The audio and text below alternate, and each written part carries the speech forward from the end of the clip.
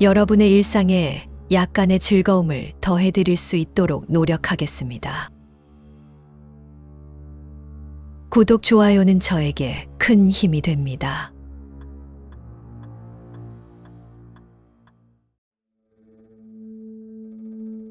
옛날 어느 마을에 홍재상이라는 젊은이가 살고 있었습니다. 비가 억수같이 쏟아지는 어느 날, 홍재상은 자신의 출세를 꿈꾸며 한양으로 가는 길에 있었습니다.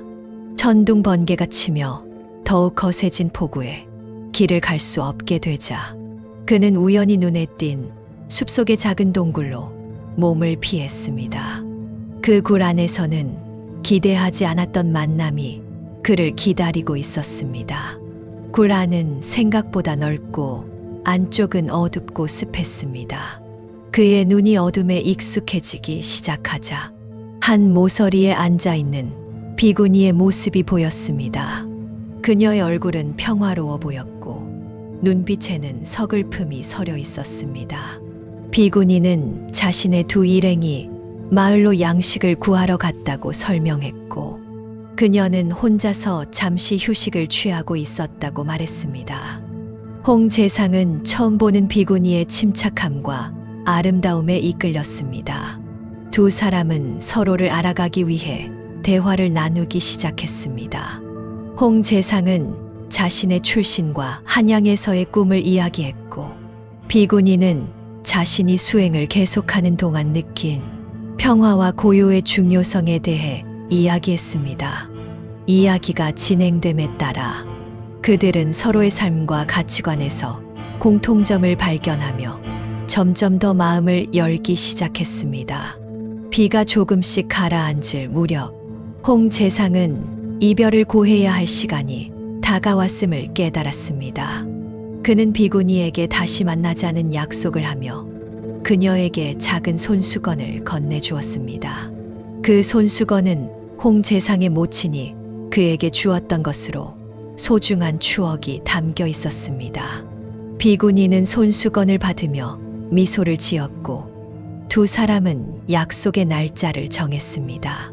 비가 멈추자 홍재상은 한양으로 가는 길을 계속하면서도 마음 한편에는 다시 만날 그날의 설렘을 간직하고 있었습니다. 시간이 흘러 홍재상은 약속을 잊고 자신의 야망에만 몰두했습니다. 그 사이에 비구니는 그를 기다리다가 점점 마음의 병으로 인해 심신이 쇠약해져 결국 세상을 떠났습니다. 비구니의 죽음과 함께 홍재상의 운명도 어두운 그림자에 휩싸이기 시작했습니다. 어느덧 몇 년이란 시간이 지난 후 남방절도사로서 권력의 정점에 오른 홍재상은 어느 날 자신의 방에서 작은 도마뱀을 발견했습니다. 그 도마뱀은 조그맣고 몸집이 작았으나 눈빛은 의외로 날카로웠습니다. 홍재상은 이 작은 생명체에게 별다른 관심을 보이지 않고 아전에게 그것을 즉시 없애라고 명령했습니다. 아전은 도마뱀을 잡아 바깥으로 던져 죽였습니다. 그러나 다음 날 홍재상이 잠에서 깨어나자마자 보게 된 것은 어제 그 자리에 있던 도마뱀보다 조금 더 크고 긴 뱀이었습니다. 이 뱀은 몸 길이가 약간 길고 피부는 더욱 윤기가 흐르며 눈은 더욱 빛나고 있었습니다. 놀란 홍재상은 이번에도 두려움을 느끼지 않은 척하며 아전에게 다시 그 뱀을 제거하라고 명령했습니다. 아전은 뱀을 바깥으로 끌고 가 무자비하게 죽였습니다. 이상한 일련의 사건들은 홍재상을 불안하게 만들었습니다. 그는 마치 자신이 비구니와의 약속을 어기고 그녀가 죽은 것에 대한 어떤 초자연적인 징벌을 받는 것 같다는 생각에 사로잡혔습니다. 그러나 그는 자신의 두려움을 인정하기를 거부하고 대신 더욱 강경한 태도를 취하기로 결심했습니다. 마치 저주를 받은 것처럼 뱀은 매일 홍재상의 집을 찾아왔습니다. 처음엔 작은 도마뱀이었던 것이 점차 그 크기를 키우며 거대한 구렁이로 변해갔고, 이제는 그의 저택 전체를 위협하는 존재가 되었습니다. 그 크기는 거의 신화 속의 괴물처럼 커져 방 한쪽을 가득 채울 정도였으며, 그의 두꺼운 비늘은 칼날을 튕겨내기에 충분했습니다. 어느 저녁 폭풍우가 몰아치는 가운데 홍 재상은 눈을 떠보니 거대한 구렁이가 자신의 침실 문턱에 머리를 들이밀고 있는 것을 발견했습니다. 그의 거대한 몸통은 문틀을 가득 채우고 있었으며, 그의 눈에서는 마치 인간의 영혼을 빨아들이려는 듯한 희미한 빛이 번뜩였습니다. 홍 재상은 그 순간 전율을 느끼며 몸을 떨었습니다. 구렁이의 등장에 홍 재상은 공포에 질려 급히 군졸들을 불러들였습니다. 갑옷을 입은 군졸들은 화톱불과 칼을 들고 구렁이를 향해 달려들었지만, 그들의 무기는 구렁이의 두터운 비늘 사이로 스며들지 못했습니다. 구렁이는 군졸들의 공격에 잠시 주춤거리는 듯했으나 곧 치명적인 반격을 시작했습니다. 그의 거대한 꼬리는 방 안의 모든 것을 쓸어버리며 군졸들을 하나씩 벽에 내동댕이 쳤습니다. 구렁이의 공격은 밤새도록 계속되었습니다.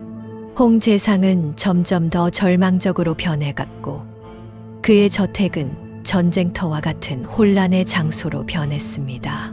살아남은 군졸들은 밤이 깊어감에 따라 공포에 질려 피난처를 찾았습니다. 매일 밤 구렁이는 사라졌다가 다시 나타나며 더욱 거대하고 위협적인 형태로 홍 재상을 괴롭혔습니다. 마침내 홍 재상은 이 거대한 구렁이가 비구니의 원한이 형상화된 것임을 깨달았습니다. 그는 깊은 두려움 속에서 그녀와의 약속을 생각하며 그녀의 죽음이 자신의 잊혀진 약속 때문에 일어난 비극임을 깨닫고 자책했습니다.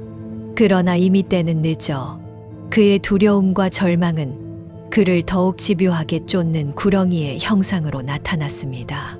그의 삶의 마지막 순간은 두려움과 함께 어두워지면서 저주받은 운명의 무게 아래 서서히 짓눌려 갔습니다. 홍 재상의 절망은 점점 더 깊어져 갔습니다. 그는 마침내 구렁이를 제어할 수 있는 유일한 방법을 찾았다고 생각했습니다. 거대한 철제함을 제작하여 그 속에 뱀을 가둔 것입니다. 이 함은 무겁고 견고하여 어떠한 힘으로도 열리지 않도록 설계되었습니다. 홍 재상은 이 함을 직접 짊어지고 낮에는 변방을 순찰하면서도 그 함을 떠나지 않았습니다. 밤이 되면 그는 그 함을 자신의 침실 안에 두고 잠을 청했습니다. 그러나 구렁이의 저주는 멈추지 않았습니다. 함 안에서 들려오는 기이한 소리와 불길한 기운은 밤마다 홍 재상의 마음을 사로잡았습니다. 소리는 숨이 막힐 듯이 울부짖는 듯 하면서도 때로는 애처로운 신음으로 변했습니다. 이 소리들은 홍 재상의 잠을 방해했고, 그는 점점 더 피곤해지고 정신적으로 고갈되었습니다. 그의 얼굴은 날이 갈수록 창백해져 갔고 눈 밑에 깊은 그림자가 자리 잡았습니다. 홍 재상의 건강은 급격히 나빠졌고 그의 생기는 마치 함 안의 구렁이에게 빨려 들어가는 것처럼 사라져 갔습니다. 그는 자신의 몸이 점점 약해지는 것을 느꼈고 얼굴은 파리해져 갔습니다. 한때 권력의 정점에 섰던 그의 모습은 이제 그저 쇠약한 모습으로 전락하고 말았습니다.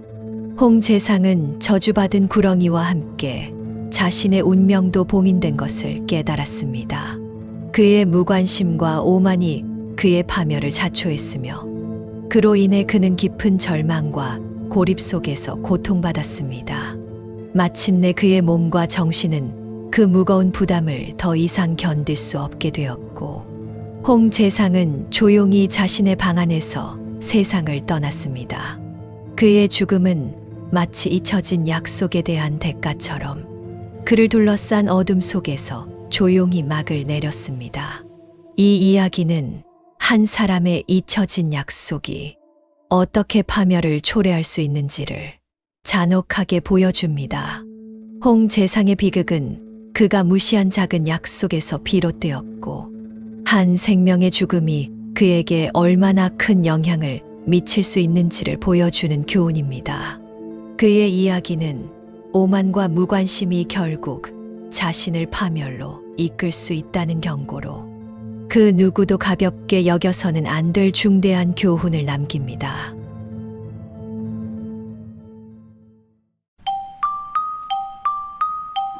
시청해 주셔서 감사합니다. 구독, 좋아요는 저에게 큰 힘이 됩니다.